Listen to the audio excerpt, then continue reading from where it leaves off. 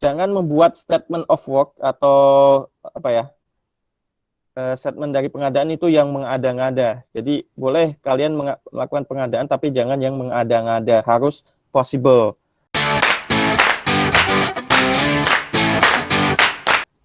Tujuan perkuliahan hari ini yaitu pertama, mahasiswa paham pentingnya manajemen pengadaan proyek.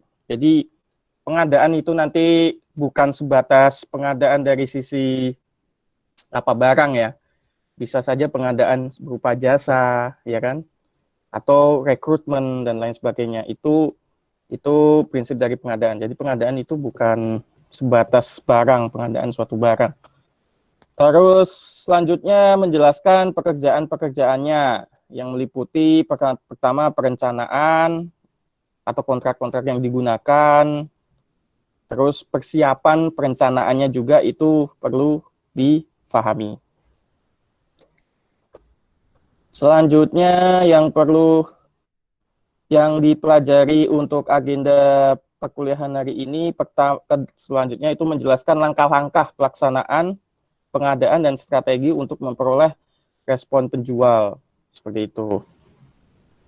Selanjutnya menjelaskan proses pengendaliannya, jadi setelah sudah direncanakan, sudah dilaksanakan atau dieksekusi, selanjutnya itu dikendalikan atau dilakukan monitoring di situ, pengendalian pengadaan dengan cara mengatur relasi pengadaan dan memonitor performansi dari kontrak. Jadi kontrak yang sudah berjalan nantinya kita monitoring seiring berjalannya proses pengadaan, baik itu barang, jasa, seperti itu. Selanjutnya yang kita bahas juga menjelaskan proses penutupan pengadaan. Jadi setelah pengadaannya itu selesai, itu nanti digimanain, itu nanti kita bahas di materi pertemuan kali ini. Oke, lanjut saja. Next slide. Nah, ini arti dari pengadaan. Jadi pengadaan itu apa sih sebenarnya? Seberapa pentingnya pengadaan itu kita manage atau kita kelola. Jadi pengadaan sendiri itu berarti memperoleh barang dan jasa dari sumber luar. Jadi pengertiannya yaitu memperoleh barang dan jasa dari sumber luar. Jadi kalau sumbernya dari dalam itu bukan pengadaan namanya. Jadi sumbernya itu mesti dari luar. Dan berupa bisa barang atau jasa, seperti itu. Istilah pengadaan banyak digunakan di pemerintahan. Jadi sebenarnya kalau teman-teman ini bekerja sebagai di instansi pemerintahan itu pasti akan menemukan istilah-istilah dalam manajemen pengadaan. Nanti seperti itu. Banyak perusahaan swasta menggunakan istilah pembelian dan outsourcing. Jadi kalau istilah dalam dunia instansi swasta itu biasanya lebih ke pembelian dan outsourcing, bukan ke pengadaan. Tapi kalau di instansi pemerintahan biasanya lebih apa ya, istilahnya pengadaan gitu.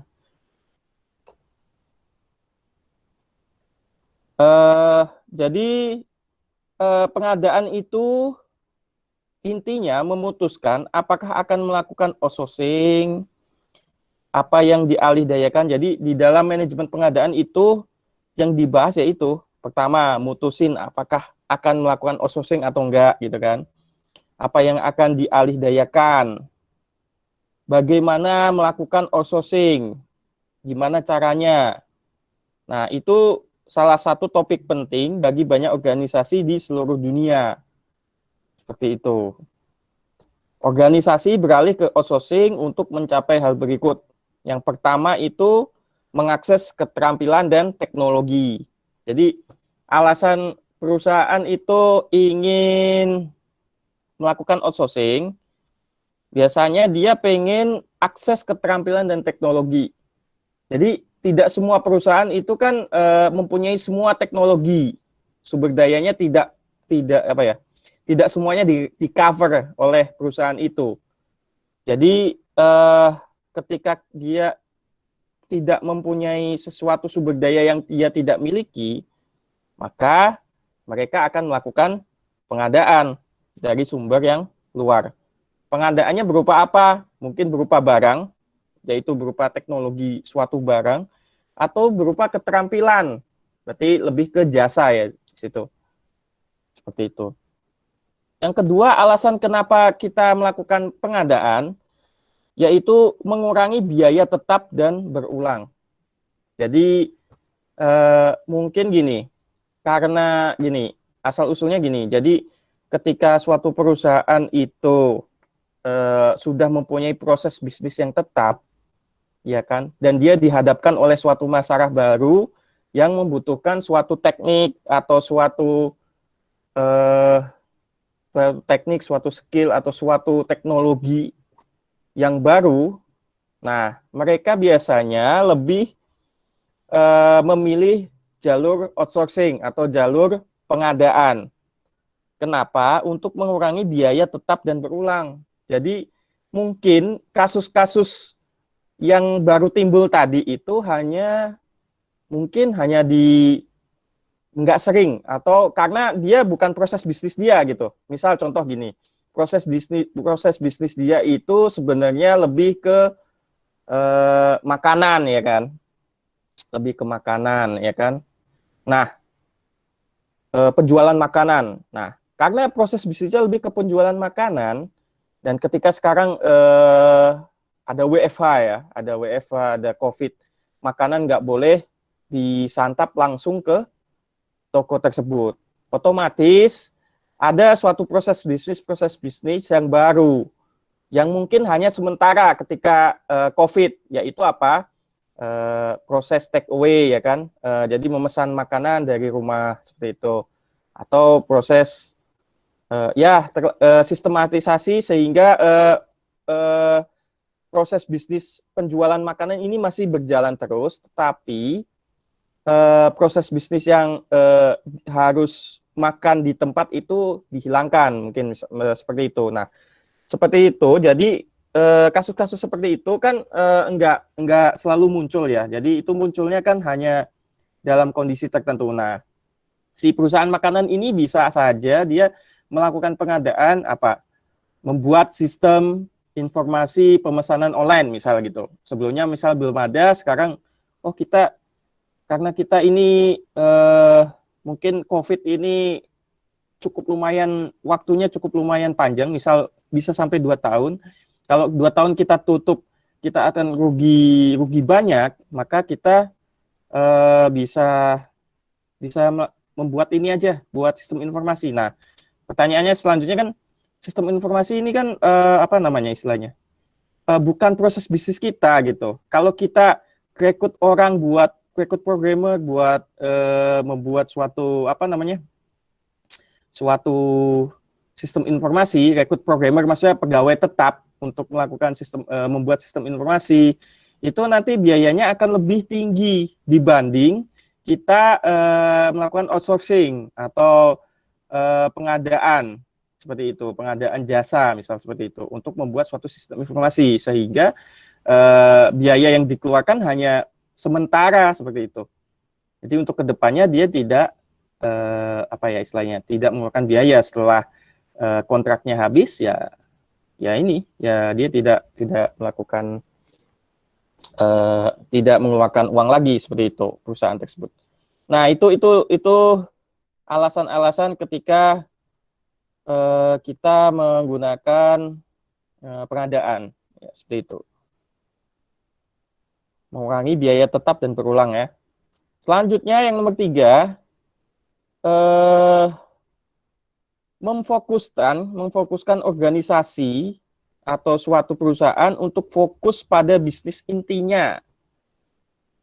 Jadi agar dia fokus pada bisnis makanan, mengurusi hanya makanan, entah itu di masalah penjualan dan lain sebagainya, maka dia melakukan pengadaan. Contoh gini, contoh lagi, Tokopedia. Tokopedia itu dia fokusnya pada e-commerce ya, penjualan ya kan, e-commerce, membina mitra-mitranya membina mitra-mitra Tokopedia, tapi dia tidak mengurusi masalah payment atau pembayaran seperti itu. Nah, Tokopedia melakukan kerjasama dengan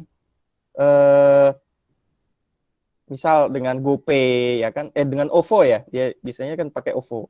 Dia kerjasama dengan OVO untuk bisnis payment. Jadi sebenarnya yang mengurusi payment, mengurusi bonus poin-poin dan sebagainya itu lebih di OVO-nya gitu. Jadi si Tokopedia fokus ke proses bisnisnya. Nah, seperti itu. Jadi dia tidak perlu menciptakan apa ya, e-money sendiri gitu. Berbeda kayak kalau di Shopee itu kan dia menciptakan e-money sendiri ya, ada Shopee Pay seperti itu. Nah, kalau Tokopedia beda, proses dia lebih fokus ke proses bisnisnya sehingga dia ya udah kita kerjasama sama OVO, kita ada kontrak dan lain sebagainya sehingga OVO bisa fokus ke proses bisnisnya, Tokopedia juga bisa fokus ke proses bisnisnya. Nah, itu salah satu alasan pengadaan. Selanjutnya memberikan fleksibilitas, karena tadi alasan-alasan tadi kita bisa lebih fleksibel dalam menentukan arah bisnis yang akan kita capai, seperti itu. Yang terakhir, meningkatkan akuntabilitas, karena lebih fokus, maka akuntabilitasnya lebih bisa terjaga gitu. Lebih bisa fokus kan, akuntabilitasnya juga lebih bisa fokus juga. Seperti itu. Selanjutnya, pentingnya manajemen pengadaan, yaitu seperti ini, keberhasilan banyak proyek TI yang menggunakan sumber daya luar seringkali disebabkan oleh manajemen pengadaan proyek yang baik. Sehingga akibatnya manajemen pengadaan proyek mencakup proses yang diperlukan untuk memperoleh barang dan jasa untuk suatu proyek dari luar organisasi pelaksana. Organisasi dapat berupa pembeli. Nih, organisasi itu dapat berupa pembeli atau penjual produk atau layanan berdasarkan kontrak atau perjanjian lainnya. Jadi, organisasi ini tadi satu bisa berupa pembeli atau penjual produknya atau layanan berdasarkan kontrak atau perjanjian lainnya. Jadi seperti itu ya. Jadi bukan hanya tadi terpaut ke barang dan jasa. Ada 4 proses utama dalam manajemen proyek pengadaan. Ada 4 proses utama. Yang pertama pasti planning atau perencanaan. Perencanaan manajemen pengadaan. Yaitu melibatkan penentuan apa yang akan diadakan. Jadi harus kita tentukan apa yang akan kita adakan dulu. Kita mau mengadakan apa, melakukan pengadaan apa, apakah jasa, apakah barang, seperti itu. Dan kapan serta bagaimana melakukannya. Gitu. Misal kapan, jangka waktunya. Oh, jangka waktunya dari bulan ini sampai bulan ini. Seperti itu, misal. Serta bagaimana melakukannya, gimana caranya, cara kita melakukan pengadaan. Dalam perencanaan pengadaan, seseorang harus memutuskan apa yang akan dialihdayakan, menentukan jenis kontraknya, menggambarkan pekerjaan untuk penjual potensial, dan lain sebagainya. Jadi seperti itu. Penjual, nah ini apa ya? Arti penjual di sini. Penjual itu adalah penyedia. Jadi penjual itu bisa penyedia, bisa kontraktor, atau pemasok yang menyediakan barang dan jasa kepada organisasi lain. Itu pengertian dari penjual di sini. Jadi seller atau penjual di sini itu bisa penyedia, artinya penyedia pengadaan, misal mau mengadakan barang, penyedianya dari Bhinneka gitu kan. Biasanya kalau di proyek-proyek kementerian atau instansi pemerintahan itu, kalau proyek IT biasanya lebih ke Bhinneka seperti itu. Bhinneka kan instansi itu kan, penjualan IT gitu. Atau, nah yang kedua ada kontraktor. Kontraktor itu biasanya kalau untuk pengadaan, semacam pengadaan bangunan ya, pembuatan apa, ruangan apa, seperti itu. Atau pemasok yang menyediakan barang dan jasa kepada organisasi lain. Nah itu salah satu pengertian dari penjual di sini atau seller.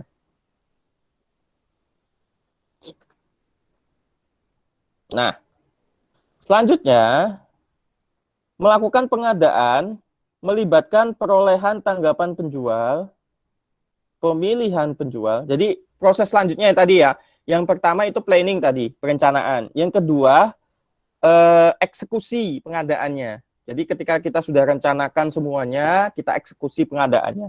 Nah, eksekusi pengadaan atau melakukan pengadaan ini, proses-prosesnya yaitu pertama melibatkan perolehan tanggapan penjual. Jadi penjual itu nanti kan mempunyai tanggapan atau punya feedback ya kan. Apa sih yang dia tawarkan gitu kan. Nah, di situ adalah proses itu tadi, conducting procurement atau proses eksekusi pengadaannya itu. Jadi penjual itu pasti ngasih feedback ke kita, ke stakeholder. Pemilihan penjual. Nah, selanjutnya ketika penjual sudah melakukan ini, menghubungi kita, kita sudah dikasih feedback, maka yang kita lakukan yaitu memilih penjual atau proses pemilihan penjual. Nah, nanti kan bisa dianalisis ya, kenapa pilih si A, kenapa pilih si B, kenapa pilih si C, seperti itu.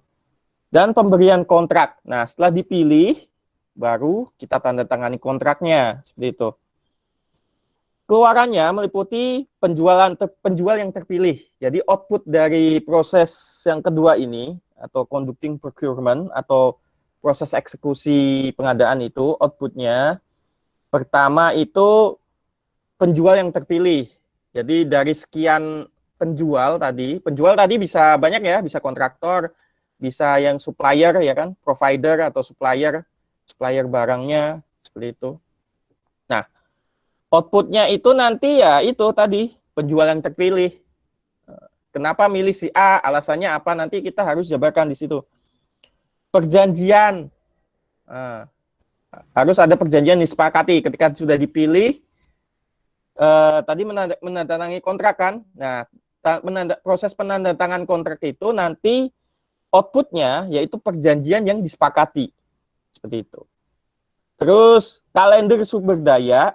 Kalender sumber daya itu nanti ininya berisi plan-plannya atau waktu-waktu yang sudah ditentukan. Misal tanggal sekian itu kalau misal pengadaannya jasa ya, jasa pembuatan sistem informasi. Berarti tanggal sekian PIC-nya siapa ya kan, di timnya dia gitu. Outputnya tanggal sekian itu sampai sekian apa, misal jadi mock up-nya atau diskusi atau analisa kebutuhan perangkat lunaknya. Nah, selanjutnya bulan sekian sampai sekian itu prosesnya apa, misal prosesnya implementasi atau desain dulu, kita desain dulu. Nah, jadi outputnya apa? Outputnya software desain dokumen atau dokumentasi softwarenya. Selanjutnya sampai tanggal sekian sampai sekian ini proses implementasi. Nah, seperti itu. Itu yang dinamakan tadi kalender sumber daya atau resource calendar. Jadi di situ berisi tanggal-tanggal dan PIC-nya atau yang berkepentingan di situ. Misal si A tanggal sekian harus menyelesaikan proses A, B, C, D, E gitu. Nah, itu resource calendar. Nah, resource calendar ini bisa kalian manage itu pakai aplikasi juga. Nanti kalian bisa searching aplikasi untuk memanage resource calendar. Nah, itu di sana banyak. Nanti kalian bisa membuat resource calendar di situ. Terus change request atau request perubahan atau permintaan perubahan ya. Jadi di tengah-tengah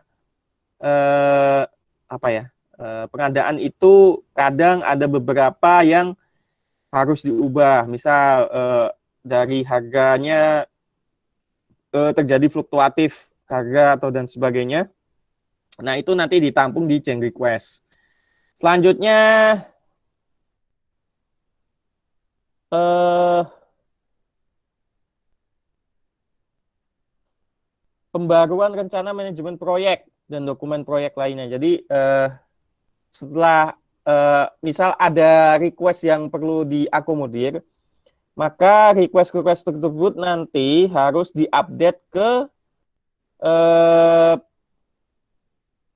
pembaruan rencana, harus diperbarui ya plan apa namanya, plan dokumennya. Tadi kan bikin dokumen planning dulu kan di proses awal, kita bikin plan dokumen. Nah, ketika terjadi perubahan, plan dokumentasinya harus kita ubah juga, kita update di awal gitu. Jadi alurnya seperti ini, mutar-mutar gitu ya. Jadi ketika dia sudah planning, terus dia melakukan conducting ya, conducting procurement. Nah, ketika conducting procurement ini terjadi perubahan, maka dia akan lari ke atas lagi, ke planning lagi, seperti itu. Nah, selanjutnya, proses ketiga ya. Tadi kan prosesnya ada 4. Proses ketiga itu mengontrol pengadaan atau memaintain atau mengontrol pengadaan itu. Melibatkan pengelolaan hubungan dengan penjual. Jadi ini ada kaitan eratnya dengan hubungan dengan penjual.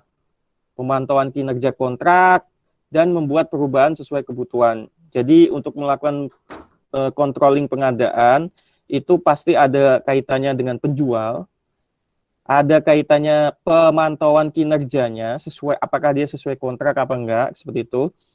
Yang terakhir membuat perubahan sesuai kebutuhannya. Selanjutnya proses yang keempat atau yang terakhir itu yaitu closing procurement atau penutupan pengadaan.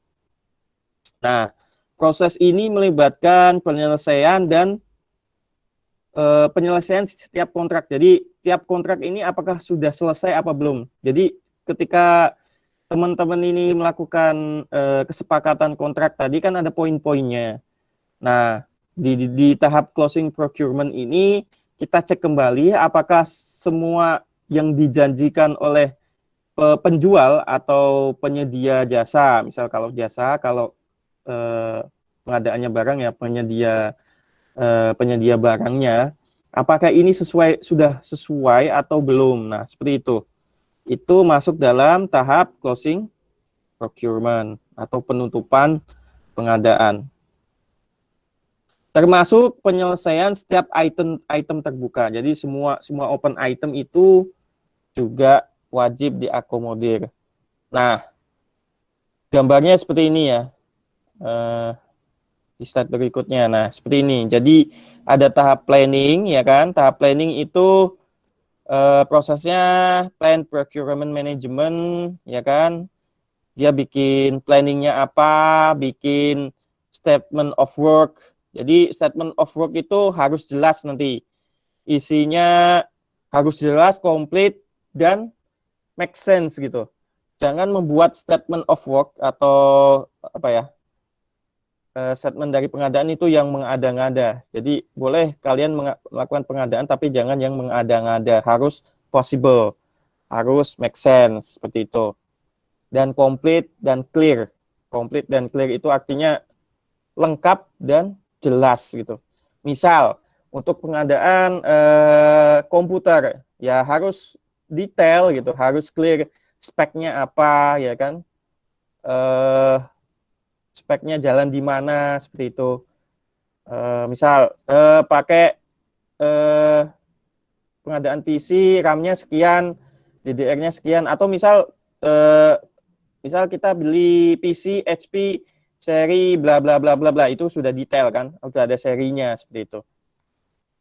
Dan harus possible ketika melakukan pengadaan, jangan melebihi misal anggaran. Jadi anggarannya misal sekian M, misal 2M ya, jangan melakukan pengadaan lebih dari 2M gitu.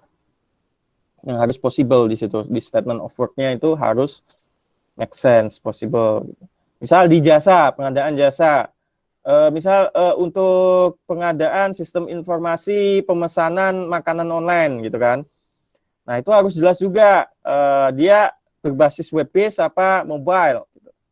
Harus jelas. Apa dua-duanya? Oh, ternyata berbasis web dan mobile. Oke.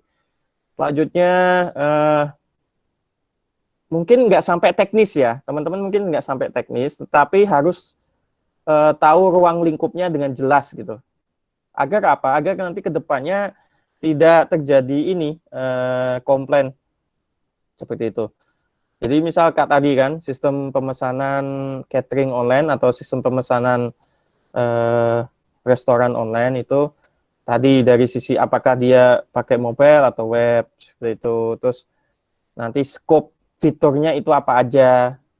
Scope fiturnya itu juga penting disepakati. Oh, bisa intinya itu aplikasinya itu bisa melakukan pesan antar makanan ya kan.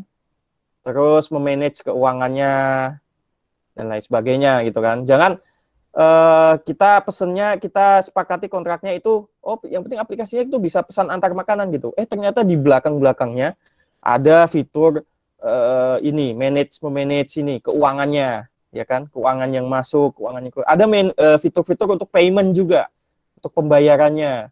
Nah, seperti itu kan nanti akan jadi masalah di kebelakangnya. Makanya statement of work ini harus jelas dalam proses plan ya. Plan procurement management itu harus jelas seperti itu. Selanjutnya kita tuangkan dalam dokumen pengadaan ya semua itu. Jadi procurement management plan, procurement statement of work itu kita tuangkan dalam suatu dokumen. Terus source selection kriteria ini lebih ke kriteria seleksinya. Jadi nanti ketika teman-teman melakukan pengadaan itu kan banyak kan ya penjual-penjual yang melakukan penawaran kan di situ. Nah, di situ harus ada kriteria-kriteria yang kita tetapkan. Oh, misal kriterianya itu yang penting murah gitu. Yang penting totalnya dia berani melakukan penawaran paling murah. Itu nomor satu, misal kriteria nomor satu. Kriteria nomor dua, dia mempunyai reputasi si penjual. Nah, seperti itu harus ditentukan. Atau mungkin yang nomor satu itu dia mempunyai reputasi yang bagus. Karena apa? Kita pengen outputnya itu juga bagus gitu. Output yang dihasilkan atau output pengadaan yang diberikan itu bagus gitu. Oke, reputasi nomor satu. Yang nomor dua, masalah itu harga yang ditawarkan nomor dua. Nah, itu harus kriteria seleksinya harus kita jabarkan juga. Selanjutnya make or buy decision. Nah, make or buy decision ini lebih ke menjabarkan alternatif apakah membeli dari luar atau memproduksi sendiri secara internal. Jadi ketika melakukan planning, teman-teman ini wajib melakukan ini analisis make or buy. Jadi misal gini, alternatif pertama kita buat sendiri. Misal kita mau mengadakan sistem informasi tadi catering online atau pemesan antar makanan online gitu kan.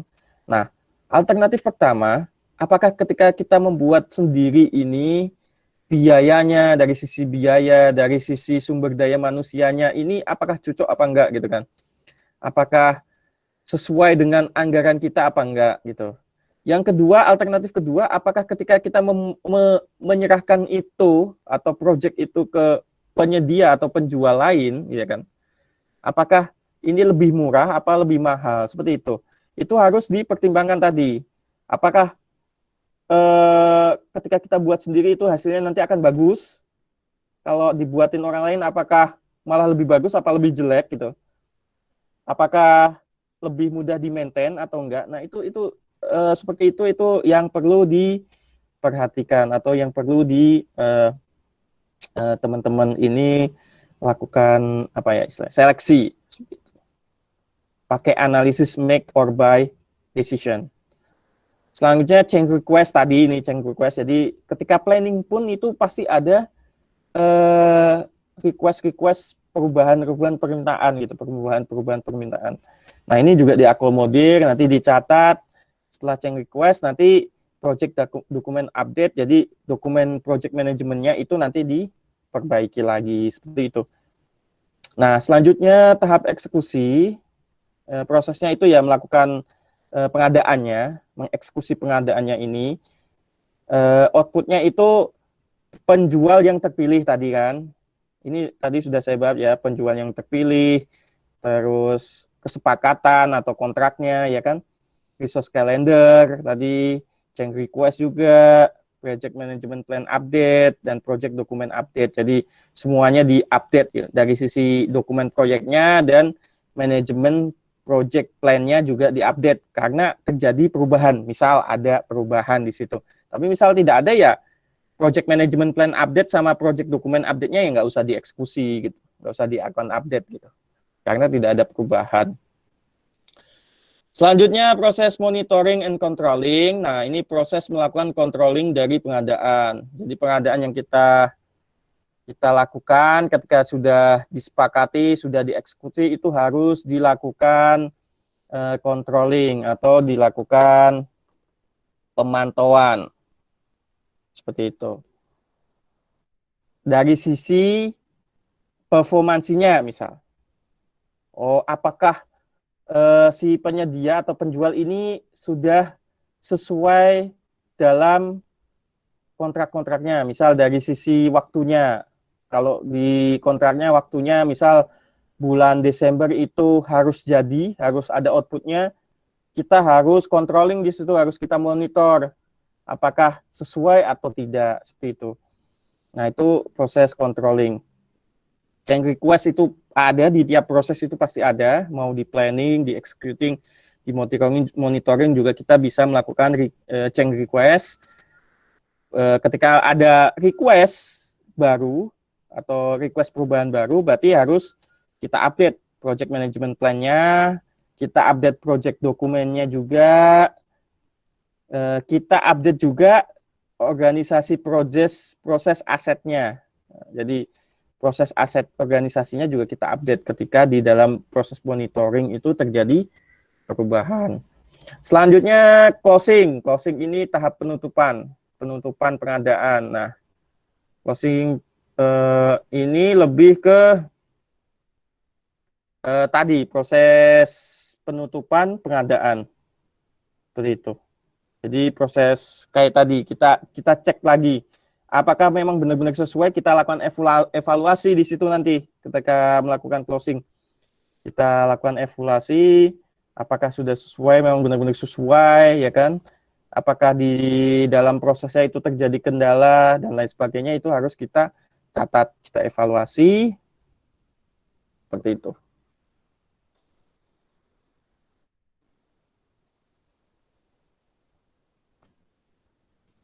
Nah, dalam tahap planning atau planning procurement management, keluaran penting dari proses ini tadi yaitu membuat atau membeli keputusan di mana organisasi memutuskan apakah ia harus membuat produk tertentu. Nah, iya.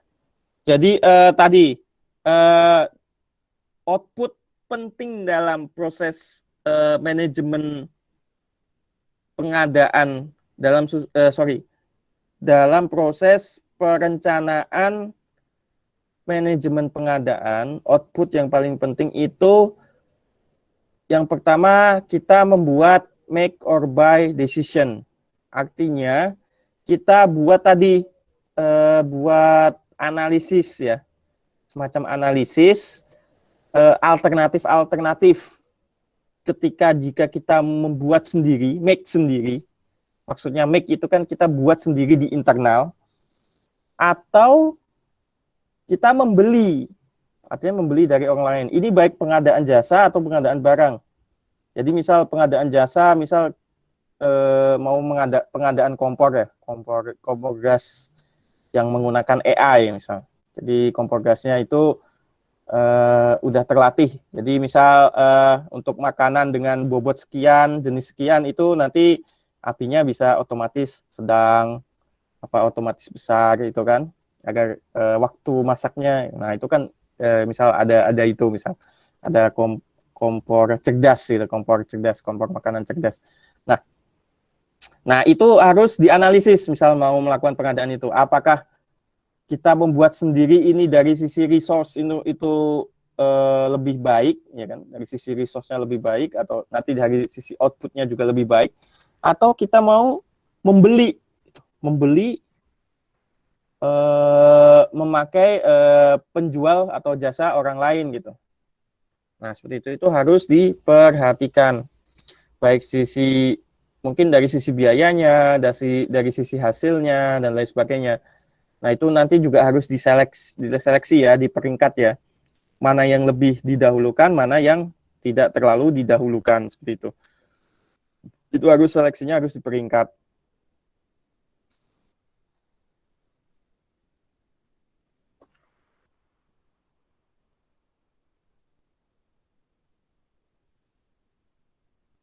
Nah, ada lagi nanti istilahnya itu jenis kontrak ya. Jadi ketika kita mau menyodorkan kontrak ke pelanggan itu pasti ada jenis-jenisnya. Yang pertama itu, nah ini lebih ke keuangan sih. Saya jujur saya belum pernah melakukan langsung ya kalau untuk tahap kontrak ini. Karena ini lebih ke masalah keuangan. Ini saya bacakan aja materinya ya. Jadi yang pertama ada fixed price sama lump sum kontrak. Nah, fixed price sama lump sum kontrak ini itu istilahnya itu harga tetap kalau fixed price ya. Kalau lump sum itu harga yang sekaligus. Mungkin lebih ke bundle ya. Nah, pengertiannya apa? Kalau fixed price atau lump sum itu melibatkan harga total tetap untuk produk atau layanan yang ditentukan dengan baik. Kontrak tersebut dapat mencakup biaya insentif yang dibayarkan jika printer laser dikirimkan dalam waktu 1 bulan. Ini contohnya ya. Contohnya kayak gitu. Berarti kontrak dapat mencakup biaya insentif yang dibayarkan jika printer laser dikirimkan dalam waktu 1 bulan. Itu kalau jenis kontraknya fixed price atau lump sum. Yang kedua jenis kontrak itu ada namanya FFP, Firm Fixed Price. Yaitu kontrak yang memiliki risiko paling kecil bagi pembeli. Mengikuti kontrak biaya insentif harga tetap atau FPIF. Jadi FFP itu memiliki risiko paling kecil bagi pembeli mengikuti kontrak biaya insentif harga tetap. Ini nanti untuk lebih jelasnya silakan kalian baca-baca karena saya sebenarnya belum pernah praktek langsung untuk melakukan kontrak ya. Jadi ini kontrak ini tekniknya jenis-jenisnya ini banyak ya. Ada fixed price, ada lump sum, ada firm fixed price ya, FFP. Ada lagi nanti namanya itu tipe-tipe kontrak. Ini kalian inget-inget aja nanti. Misal nanti di UTS di UAS ada ujiannya nanti kalian bisa menjelaskan gitu pengertiannya secara singkat. Selanjutnya fixed price incentive fee contract. Yaitu apa? Ini istilah endosanya berarti kontrak biaya insentif harga tetap. Mencakup titik asumsi total atau PTA, point of total assumption. Yaitu biaya di mana kontraktor memikul tanggung jawab total untuk setiap dolar tambahan dari biaya kontrak. Mungkin kalau ini lebih tanggung resikonya lebih besar ya dibanding tadi ya. Dibanding yang FFP, firm fixed price. Seperti itu. Selanjutnya ada lagi tipe kontrak itu, nah ini, cost reimbursable atau kontrak reimburse. Nah, kalau ini melibatkan pembayaran kepada pemasok untuk biaya aktual langsung dan tidak langsung. Itu pengertian dari cost reimbursable contract. Jadi dia melibatkan pembayaran kepada pemasok atau si penjual tadi untuk biaya aktual langsung dan tidak langsungnya. Selanjutnya ada lagi, oh ya, ini jenis-jenis dari cost reimbursable contract. Jadi jadi tipe kontrak cost reimbursable contract atau CRC ya, bahasa kerennya CRC, itu mempunyai 3 jenis lagi, dibagi 3 jenis lagi. Yang pertama nanti CPIF atau cost plus incentive fee, ada lagi cost plus fixed fee, ada lagi cost plus award fee, ada lagi cost plus percentage of cost atau CPPC. Nah, susah sekali ya. Oke, kita bahas satu-satu. Pertama, CPIF. Ini jenis-jenis tadi ya, dari cost reimbursable fee. Dari, ya tadi, cost reimbursable contract, CRC. Dari CRC itu jenisnya ada 4 tadi. CPIF, CPFF, CPAF, sama CPPC. Kita bahas satu-satu. CPIF. CPIF itu atau cost plus fixed fee contract itu pengertiannya di mana besarannya atau besarnya fee sudah ditetapkan pada awal pekerjaan dan tidak berubah kecuali jika terjadi perubahan lingkup kerja. Itu pengertian dari CPIF. Seperti itu. Itu pengertian dari CPIF. Jadi di mana besarannya fee bergantung pada sejauh mana pencapaian tujuan pekerjaan. Itu pengertian dari CPIF. Jadi besarannya itu bergantung pada sejauh mana pencapaian tujuan pekerjaan. Jadi mungkin ya ketika tujuannya itu lebih lebih fleksibel mungkin ya. Jadi ketika tujuannya lebih bagus atau outputnya lebih bagus, fee-nya bergantung pada itu. Seperti itu. Itu cost plus incentive fee contract. Selanjutnya CPFF, cost plus fixed fee. Nah, kalau ini di mana besaran fee sudah ditetapkan pada awal pekerjaan dan tidak berubah kecuali jika terjadi perubahan lingkup kerja. Jadi kalau CPFF itu di awal sudah di lock ya, apa namanya, biayanya ya sekian gitu. Jadi ketika nanti ini ya pada saat implementasinya misal ekspektasinya lebih bagus, ya cost-nya biayanya ya tetap sama gitu. Kecuali nanti ada perubahan lingkup kerja di situ. Terjadi perubahan lingkup kerja. Jadi kalau fix ya, kalau CPFF kan lebih ke fix ya. Fee-nya fix, artinya tetap gitu. Tapi kalau cost plus incentive fee itu nanti berdasarkan ini tujuan pekerjaannya apa istilahnya. Lebih ke apa ya? Pekerjaannya ini nanti kalau di luar ekspektasi dia mungkin akan mendapatkan insentif fee di situ, fee insentif seperti itu. Selanjutnya ada lagi CPAF. CPAF itu cost plus award fee.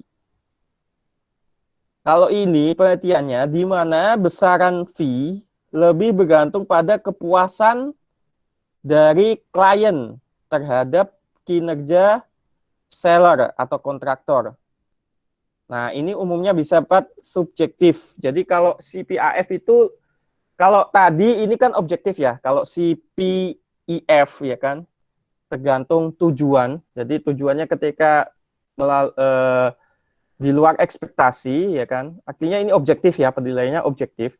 Itu nanti akan ada insentif. Tapi ketika ini yang CPAF, cost plus award fee, ini lebih ke subjektif, ke perorangan masing-masing. Misal di bosnya gitu, bos yang melakukan pengadaan. Kalau bosnya puas, dia menilai pekerjaannya bagus banget, melebihi ekspektasi, ya dia akan dikasih award gitu. Dalam kontraknya akan memberikan award ke si pembeli atau si kontraktor tadi. Selanjutnya CPPC atau cost plus percentage of cost. Nah, kalau yang ini pembeli membayar pemasok untuk biaya yang diperbolehkan bersama dengan persentase yang telah ditentukan berdasarkan total biaya. Jadi seperti itu. Jadi si bayarnya atau pembeli membayar pemasok atau seller untuk biaya yang diperbolehkan bersama dengan persentase yang telah ditentukan berdasarkan total biaya. Seperti itu. Itu CPPC atau cost plus percentage of cost. Oke. Selanjutnya,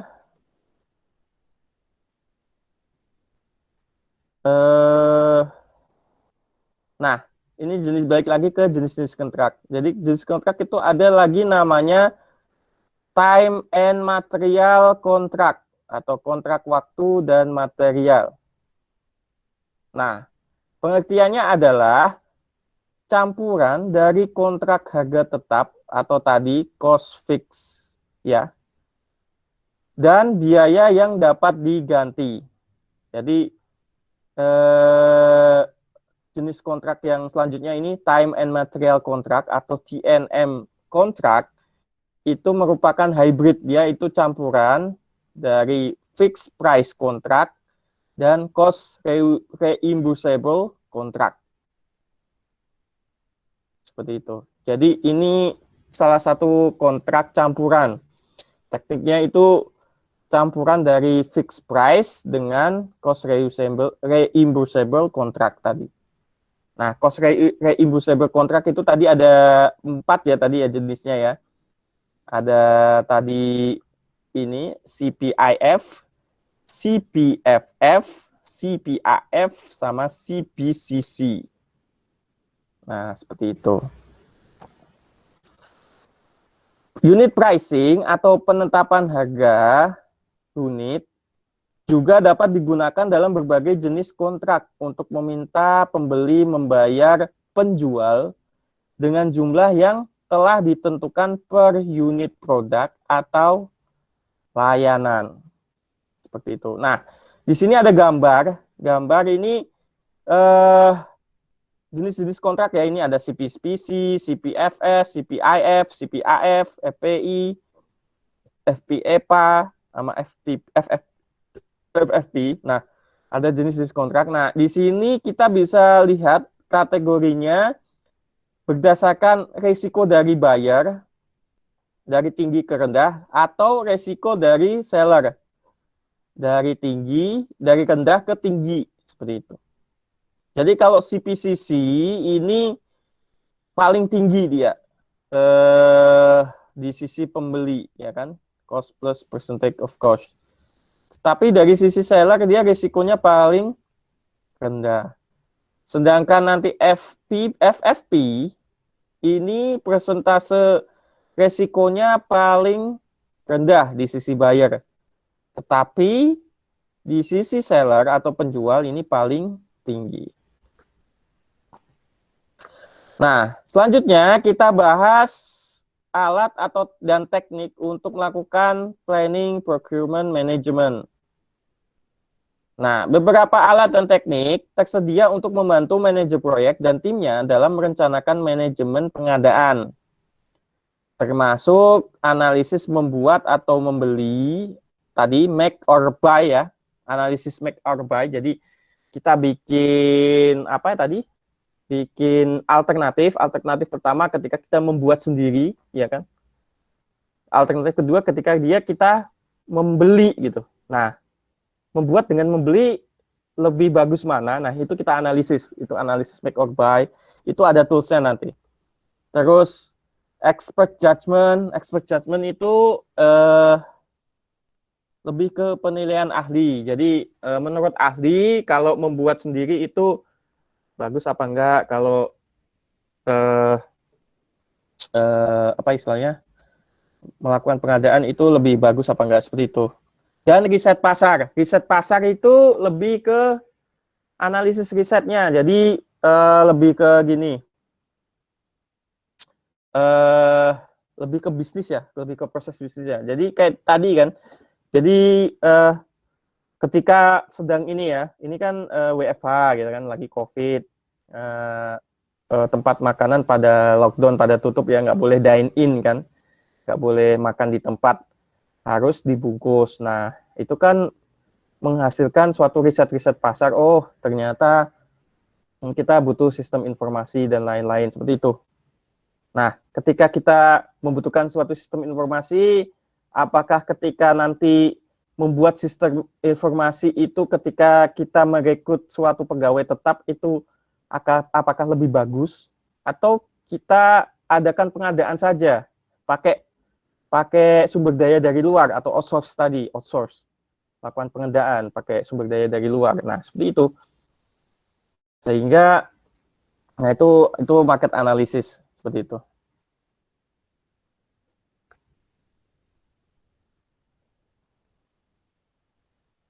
Itu teknik-teknik untuk melakukan planning ya. Jadi tekniknya itu ada, pertama kita melakukan make or buy analysis ya kan.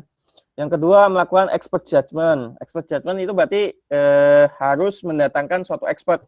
Misal dia expert di bidang makanan, dia expert di bidang marketing makanan, dia expert di bidang sistem informasi. Nah, kita minta pendapatnya di situ. Yang ketiga itu market research tadi, harus menimbang-nimbang ketika nanti proses bisnisnya diperlebar, apakah proses bisnisnya lebih ramping, apa yang dibutuhkan oleh perusahaan. Nah, ketika dalam situasi apa gitu, misal dalam situasi pandemi, apa yang dibutuhkan. Seperti itu riset pasar. Salah satu tekniknya ya, ada 3 tadi, make or buy analysis, melakukan expert judgment, sama market research.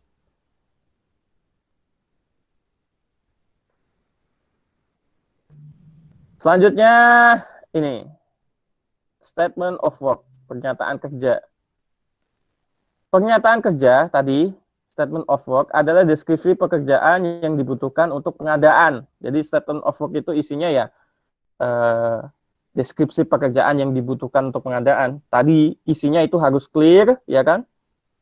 Harus jelas, harus make sense ya, harus dapat kita cerna, atau istilahnya tidak mengada-ngada. Walaupun pengadaan itu ya jangan mengada-ngada, harus make sense, harus clear dan komplit. Komplit itu lengkap gitu. Apa yang dibutuhkan itu ya kita ajukan gitu. Apa yang dibutuhkan kita ajukan, seperti itu. Harus komplit, harus clear. Clear itu jelas, jadi sesuai detail yang kita ajukan itu sesuai detail, sangat detail gitu. Contoh tadi kalau barang itu kita tahu speknya sampai detail, misal spek kita mau melakukan pengadaan PC ya harus tahu seri PC-nya minimal, seri PC-nya berapa. Kalau kita mau melakukan pengadaan jasa, kita harus tahu skopnya, skop untuk melakukan pengadaan. Biasanya lebih ke fitur-fitur.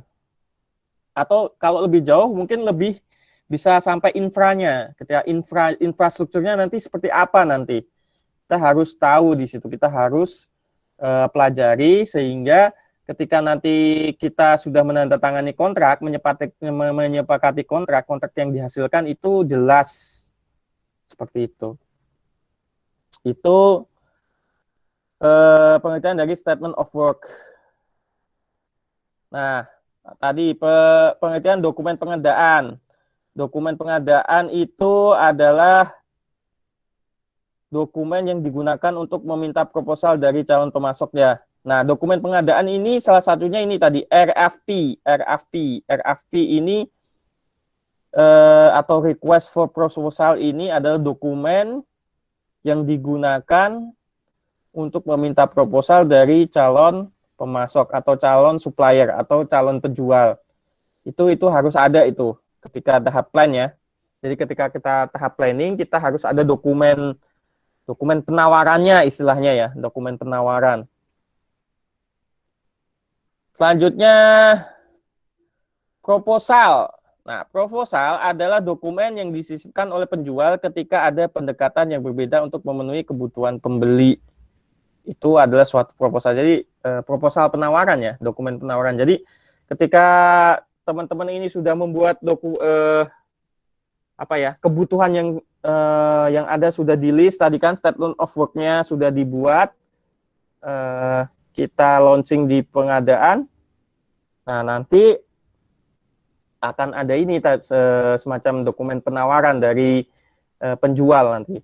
Oh, saya tuh bisa mengerjakan tas ini, misal ini di pengadaan jasa. Saya bisa mengerjakan tas ini dalam waktu sekian dengan harga sekian, misalnya. Nah, nanti itu di list semua kan, misal dari waktu dan biaya. Nah, nanti ada kita tambahkan lagi selection kriterianya dari reputasi si penjual. Nah, di situ nanti kita peringkat, kita prioritaskan. Nomor 1 itu mungkin lebih ke ke reputasinya. Kalau kita pengen barangnya betul-betul bagus. Atau kalau kita memang nggak punya anggaran ya kita nomor 1 prioritaskan ke harganya seperti itu. Nah, ini contoh statement of work ya. Ini contoh statement of work, kelihatan nggak? Teman-teman bisa zoom ya, zoom pakai ini, pakai apa ya? Pakai Kelihatan, Mbak. Oh, kelihatan ya. Nah, ini contoh statement of work. Jadi ada scope of work-nya, scope-nya itu seperti apa, lokasinya, period of performance, deliverable schedule, waktunya dan lain sebagainya. Ini harus ada semua ini, sub apa ya istilah, subjudul, subtasnya itu harus ada semua. Special requirement, acceptance criteria. Nanti teman-teman bisa cari di internet dokumen statement of work yang udah jadi, itu ada banyak itu.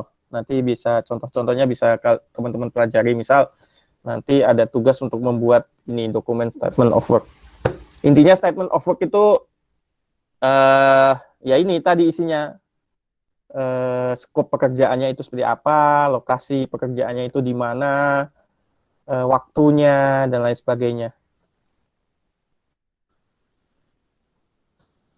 Nah, ini template-nya itu tadi ya.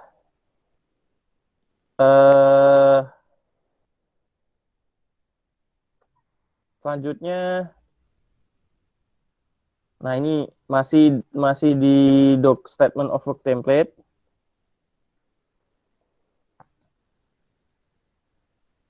Jadi permintaan penawaran atau request for quote adalah dokumen yang digunakan untuk meminta penawaran atau penawaran dari calon penjual atau calon pemasok. Tawaran juga disebut tender atau quote.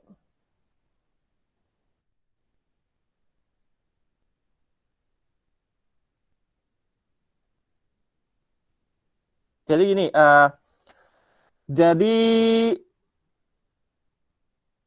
gini, tawaran yang ditawarkan oleh si calon pemasok itu bisa kita sebut dengan tender. Nah, tender itu mempunyai dokumen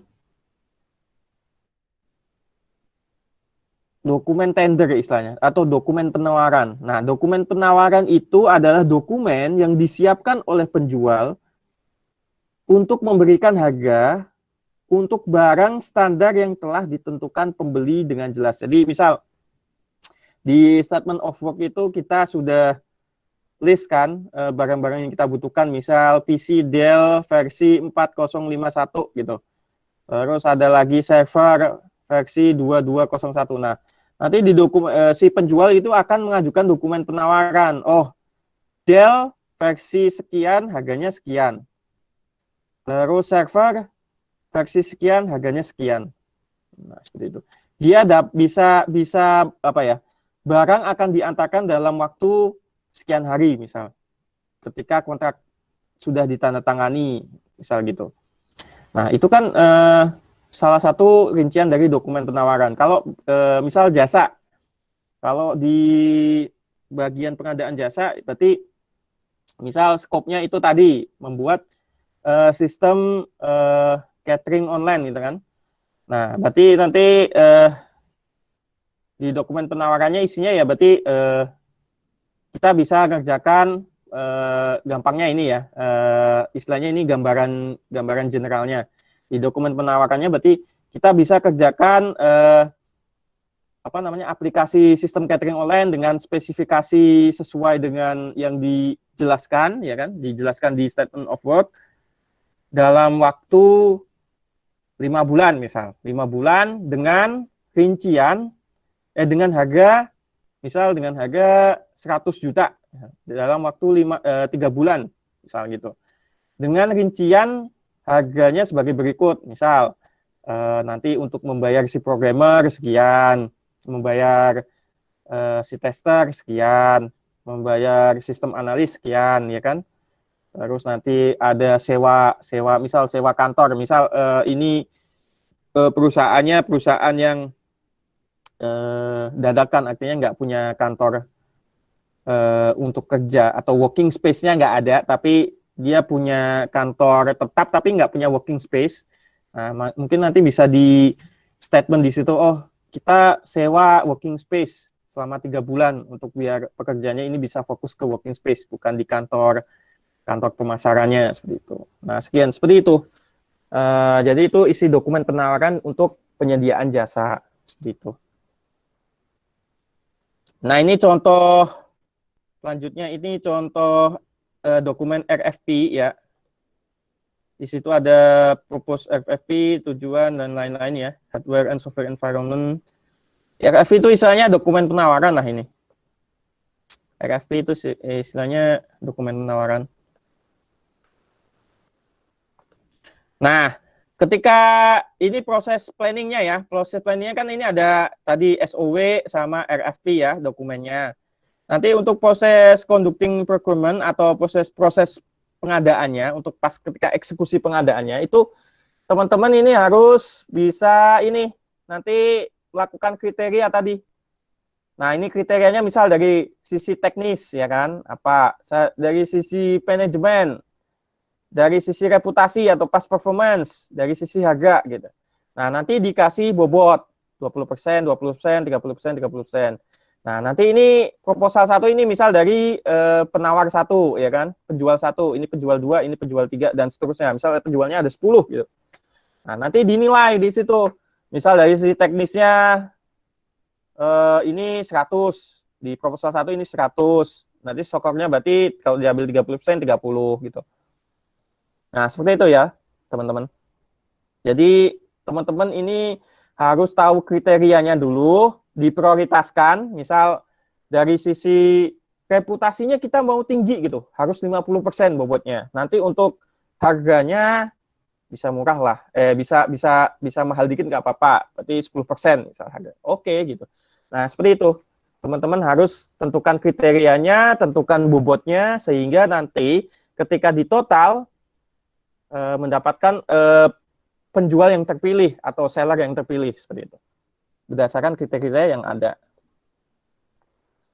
Nah, ini untuk controlling procurement ini lebih ke tadi mengontrol pengadaan ya, memastikan bahwa kinerja penjual memenuhi persyaratan kontrak tadi.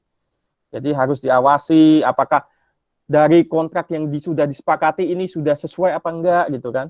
Itu harus diperhatikan.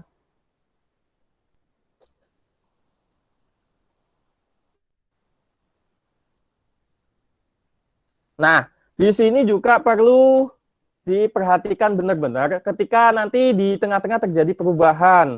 Terkadang ini kan seiring berjalannya waktu kan ada terjadi perubahan yang kritis. Nah, Seperti itu kita harus manage seperti itu. Kita harus perhatikan. Kadang ada perubahan yang memang kita butuh urgent, kadang ada perubahan yang mungkin bukan dari kita, dari sisi pembeli, tapi dari sisi penjual gitu, yang teledor seperti itu. Nah, ini harus kita perhatikan. Nah, perubahan yang konstruktif itu apa? Yaitu perubahan yang berupa tindakan atau kelalaian lisan atau tertulis oleh seseorang dengan otoritas aktual atau nyata yang dapat dibangun untuk memiliki efek yang sama seperti perintah perubahan tertulis. Nah, itu masuk dari perubahan konstruktif, perubahan yang konstruktif. Nah, selanjutnya tahap terakhir ini closing procurement, ini isinya ya penutupan pengadaan yang terkadang disebut sebagai penutupan kontrak. Jadi penutupan kontrak itu ya harus dievaluasi dari kontraknya apakah berjalan sesuai dengan rencana, apakah misal ada perubahan itu apa, alasannya apa, ya kan? Ya seperti itu. Itu harus dilakukan evaluasi. Seperti itu. Itu proses closing procurement. Ini untuk referensinya. Oke, sampai sini ada yang tanyakan?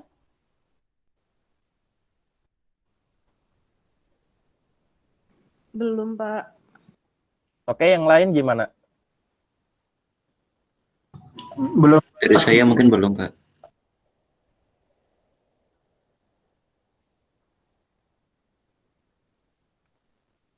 Belum, Pak. Oke. Kalau tidak ada materi hari ini, saya cukupkan sekian. Terima kasih. Kita akan ketemu minggu depan lagi untuk sekali lagi minggu depan. Nanti selanjutnya minggu selanjutnya kembali lagi ke Pak Prap ya, ke kelas Pak Prap Coyo. Begitu. Oke, saya ucapkan terima kasih lagi sebelumnya kepada teman-teman. Wassalamualaikum warahmatullahi wabarakatuh. Waalaikumsalam.